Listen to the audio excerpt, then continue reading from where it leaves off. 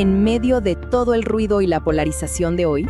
¿Y si les dijera que hay una idea, una herramienta que tiene más de 2000 años y que increíblemente nos puede servir para entender lo que está pasando? Bueno, hoy vamos a analizar justamente eso. Una advertencia muy antigua sobre cómo las democracias pueden empezar a decaer, pero desde adentro.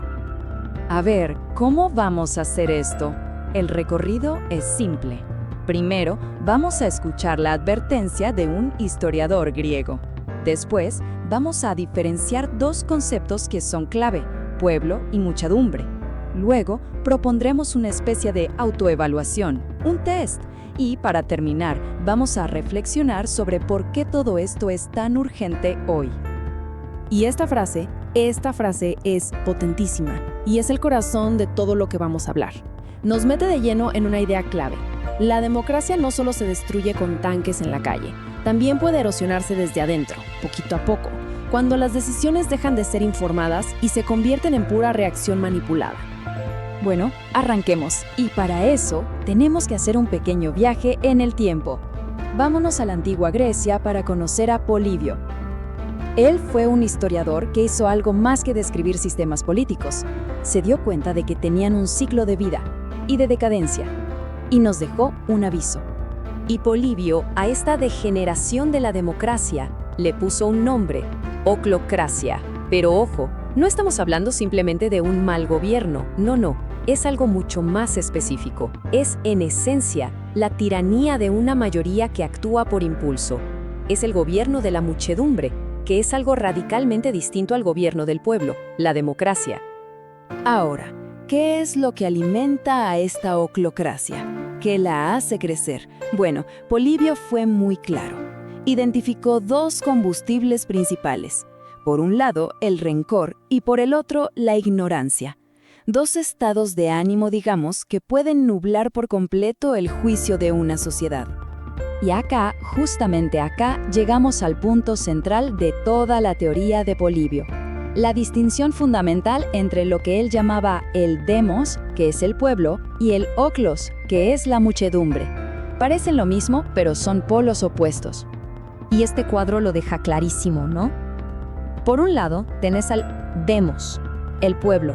Es el que delibera, se informa, se toma su tiempo, busca los matices y vota pensando en construir un futuro. Y del otro lado, el oklos, la muchedumbre. Esta actúa por impulso, vota contra un pasado, reacciona al instante y se mueve a base de eslóganes, de frases hechas. Ok, pero ¿de qué sirve saber todo esto? ¿Para andar por ahí juzgando a los demás? No, para nada. El verdadero poder de esta idea tan antigua es usarla como una especie de espejo, como una herramienta de autodiagnóstico. Así que lo que viene ahora es algo así como un test personal para cualquier ciudadano. Y claro, es fácil pensar en elecciones recientes en cualquier país como el disparador de este análisis. Pero la idea, de verdad, no es apuntar con el dedo a la sociedad.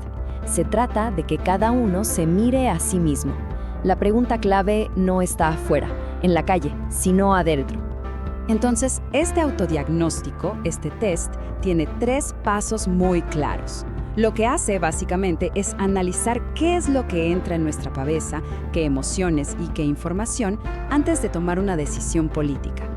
El primer paso, la prueba del rencor. Y la pregunta es muy directa. A la hora de votar, ¿qué pesó más? ¿Fue un voto de castigo con ganas de darle una lección a alguien? ¿O fue un voto de esperanza, basado en un plan que se veía viable y claro? A ver, pensemos en esto.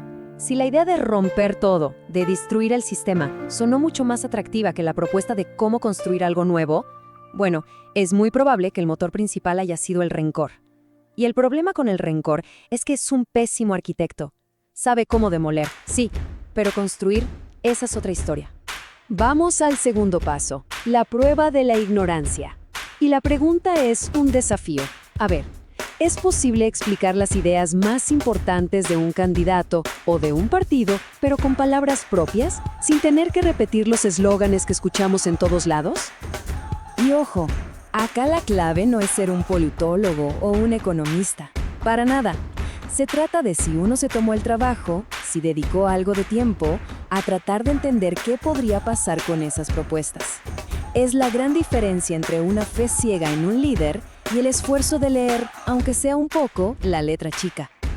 Y llegamos a la tercera y última prueba, la de la reflexión. Y acá nos metemos de lleno en nuestro mundo actual. La pregunta es, ¿la decisión final fue el resultado de pensar, de dudar, de discutir con gente que incluso piensa distinto? ¿O fue más bien el producto de una caja de resonancia, de un eco constante en nuestras redes sociales que solo nos confirma lo que ya creíamos? Es que acá hay una verdad un poco incómoda.